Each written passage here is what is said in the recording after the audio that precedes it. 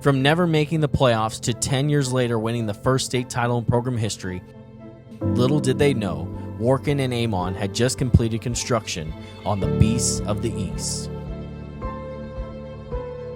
North Shore had climbed the mountain, built on the blood, sweat, and tears of the architects of the East Side.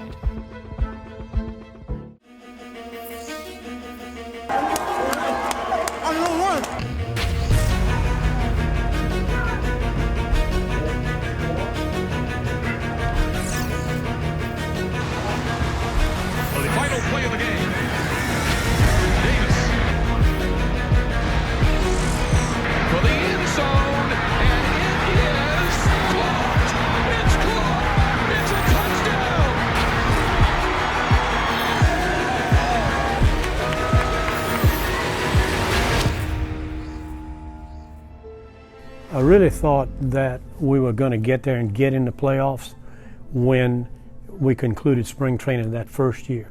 I got the job February 1st, 1994, and at the conclusion of spring training in May, I could see things there that were going to help us, that could get us in the playoffs. And after that, you go by what you see in the season as well as the playoffs. And you know, each one, as I said, is a step. There were baby steps and it became bigger steps. And then you reach milestones along the way.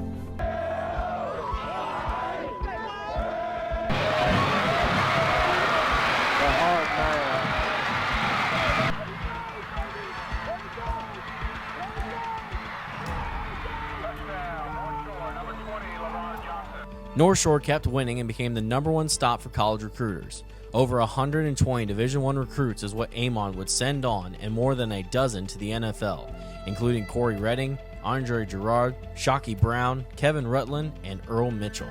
Well, that was really special, and it meant a lot. It was sort of, they represent the program, the success of the program, but you get that done by reaching players when they first become out of the 8th grade and they're going to be in your program as freshmen. You start talking about things, what it takes to be a qualifier. In other words, in your core classes, that's required. And then secondly, a qualifier by way of ACT and SAT testing. And you start testing early, not wait till the senior year. Start testing as sophomores. Even whether a kid shows promise on the field or not, it makes no difference. Well, I think, it all started back in '94 with the communities, when they brought Coach Amon in and the community saw the change in the program. You start winning, and some of those same fans right now sit in the stadium right now. And, that started back in '94, and the community supporting it over here it's tremendous over here on the east side. And when you see it just start growing, I can remember back in 2001, we played Baytown Lee, they're undefeated, we're undefeated, and it's like standing room only. Like, everybody's trying to go to this game to get into the old Mint Stadium, and it's just crazy to see it pregame.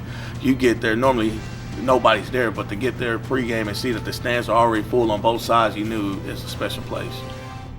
In the late 90s, North Shore couldn't get over the hump to state. In 2001, the roadblock came in the form of a kid named Vince Young. North Shore, which was full of sophomores, including quarterback Bobby Reed, lost that year to Young and his Madison Marlins in a 61-58 thriller at the Astrodome, which to this day is still considered among the greatest games in Texas high school football history. Man, there's athletes everywhere on the field, on both sides of the ball. It's one of those games, man, it comes down to who has the ball last, and fortunately we had the ball last. We just made mistakes at the end, couldn't finish it off, but to be a part of that game, to play a guy against guys like Vince Young, and also they had a running back, Courtney Lewis. They had a receiver out there, Benny Swain. They had some good players, and it was just one of those things where if you went to the concession stand, you probably missed like 3 or 4 touchdowns. The winning ways led to an investment. A new 10,000-seat stadium would replace Dement Stadium. The first super stadium in Houston opened in 2002 on the east side. Well, North Shore football was a big, the adding of the beltway around and the growth of the community and the district was growing, and we outgrew Dement, and we needed not only a stadium, but we needed high schools and other schools and expansion. So the bomb was huge, and North Shore football was a pivotal part of that because it got the community excited. And it brought attention to the community in a good way. So it helped tremendously. And the community support we've had here, and you see it today, great, the players play hard, the parents are great, the community backs the team, and they travel well. It's just, it's exciting. Fast forward to 2003, the sophomores that had lost to the Madison Marlins had become seniors, and they were ready to take the state by storm, and that's what they did. Once in the playoffs, North Shore went on a demolition roll, beating Clear Lake 52-0, Humble 35-7, Houston Lamar 42-10, and Austin Westlake 49-7 to make it to the state title game.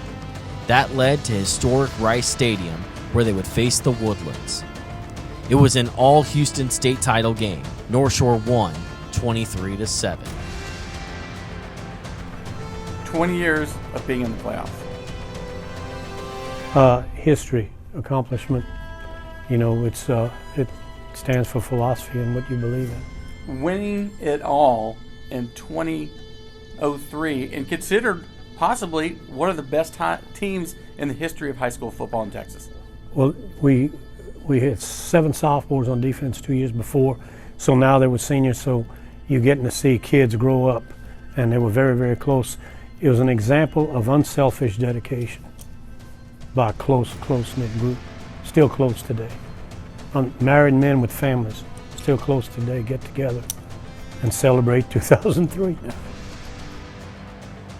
From never making the playoffs to 10 years later winning the first state title in program history, little did they know, Workin and Amon had just completed construction on the Beasts of the East. North Shore had climbed the mountain built on the blood, sweat, and tears of the architects of the East Side.